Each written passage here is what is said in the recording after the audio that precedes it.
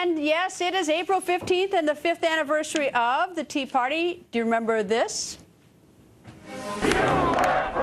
Our government is out of control. They're spending trillions of dollars that we don't have. We're overspending, we're being taxed to the hilt, and we want people to understand that we're tired of this, and we don't want to pay for people who can't pay for themselves. It's ridiculous. We don't have the money. We want to make a stand while we can. Have you had enough of big government and big unions and big bailout businesses scratching each other's back? We all share a common purpose.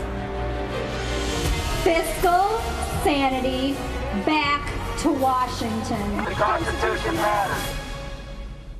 This year, no big rallies, so what is the Tea Party doing? Dying down or growing stronger? Joining us, 3 Tea Party members, Kelly Carrender of the Tea Party Patriots, Sal Russo of the Tea Party Express, and Lori Nordvig of the Richmond Tea Party. Larry, what's the story? There are no rallies today. What should we read into that? Well, I think it's the Tea Party has taken their tri-cornered hats and their pitchforks and torches, and they've kind of tossed them in the corner for a while, and they've put on a business suit like I have right now. We are getting stronger, I think, but we're a little bit under the radar right now because we're engaging in the political process itself. So we're looking at candidates, vetting them, getting them elected. We're looking into court, maybe a Board of Supervisors meeting or a Senate hearing. Those are the kind of activities that the Tea Party is up to right now. Okay, Kelly, out in Seattle, Washington, Tea Party growing out there, and are there no festivities or anything today? Yeah, actually, Tea Party Patriots has house parties happening in homes across America. We made a 30-minute movie about the IRS targeting, why that can happen with the current tax code and the bureaucracy that lies behind the IRS. And talks to people. It's a call to action to say we need real reform, which actually includes something as big as repealing the 16th Amendment. We're tired of tinkering around the edges. And right now, tonight, across America, people are educating their friends and their neighbors and their families in their own homes with our movie. Sal, the Tea Party Express, give me the update. Well, I think the Tea Party movement started off, as you pointed out, as a noisy protest movement. But once Scott Brown got elected in Massachusetts, it demonstrated the principal point of the Tea Party Express is if you want to change the policies in Washington, you have to change the players. So we're actually starting our 9th national bus tour this Saturday in Fort Myers, Florida. We're going to be going to, I think, 15 states. We've already done 412 rallies, and our goal is to keep Tea Party people engaged in the political process and doing everything they can to change those players in Washington. Kelly, do you need a leader of the Tea Party? Would that help in some way? And if so, who would you look to? We are all leaders. We've said that for 5 years. Every single person, every single mom, every single dad, every single teacher, firefighter, anybody that's part of the Tea Party is a leader, and that is actually what is so amazing about this movement. We don't need to look up to somebody else. We are strong in our own rights as individuals, as families, as neighbors, and it's that person-to-person contact that's happening tonight in these house parties that is going to make the difference, because we don't need a politician to lead us. We can lead ourselves. Larry, there have been some nasty comments by some about the Tea Party. Does that sting?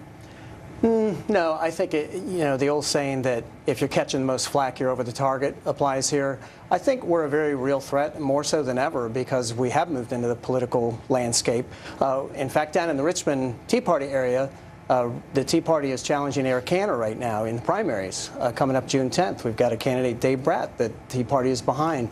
And I know it's got some people worried down there. Do you have a favorite on the presidential landscape, Larry? Now? On the presidential landscape? I have 2 or 3 that are tied. Who do you like? Give me an idea who. Well, I realize it's early, but tell me who you like. You know whose ideas I really like? I'll say a name. It's Senator Mike Lee, but he doesn't show any inclination to run, so maybe I need to call him up. All right. Sal, what about you? Is there someone who you find attractive on sort of the presidential landscape? I realize this is grassroots and stuff, but who do you like? I think we have a great collection of candidates. I think I saw a ballot the other day that had 27 candidates on there.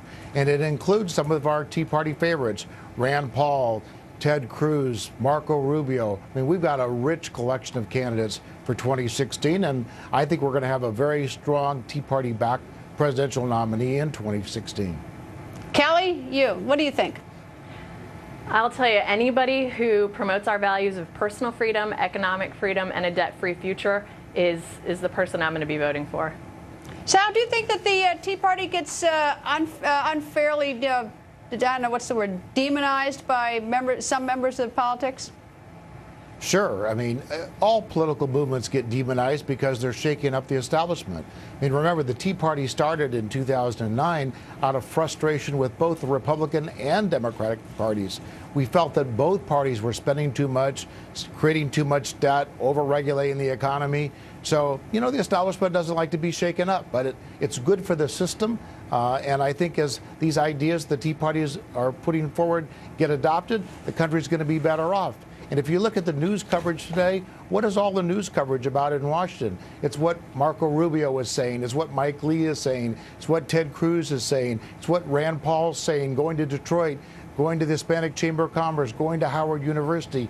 The Tea Party people are the ones that have the energy, the ideas. They're the ones that are going to make the change that'll get our economy growing again. And I think that's the strength of the Tea Party, is our focus is on the economic issues, get this economy moving. This recovery from the recession is the worst in modern history. You can't grow an economy when it's overtaxed, overregulated, and have an unsustainable debt. Panel, thank you very much. Thank you. Thank you.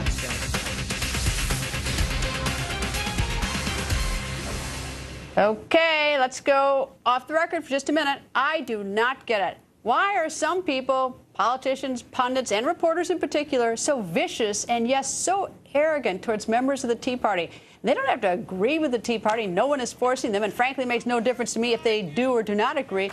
But why does their lack of agreement with the Tea Party justify their vicious comments? It's never even about debate. Instead, it's smearing, trashing, denigrating, laughing at, and even demonizing the Tea Party, acting as though the Tea Party are a bunch of anarchists, terrorists, kooks, or even racists. Have they ever even met these Americans? Did you meet my panel? Have they ever even talked to them? They're not throwing bombs. They're not even getting arrested. They're just Americans exercising their right to speak up. It's called the First Amendment. They have families, they have jobs, they pay taxes, and yes, it is true, they don't like big government, but that's not a crime. That is protected political thought, the First Amendment. And frankly, if you really think about it, it's not that far out of the mainstream. Politicians from both parties sing the same songs. You know all their campaign slogans. Washington is broken. They're going to Washington to clean up the mess. They're outsiders, not insiders. It's really much the same. Maybe if politicians who are so nasty to the Tea Party, instead of focusing, they should focus on common ground with the Tea Party instead of taking shots at them. Maybe they could actually get something done if they did. But don't hold your breath. And that's my off-the-record comment tonight.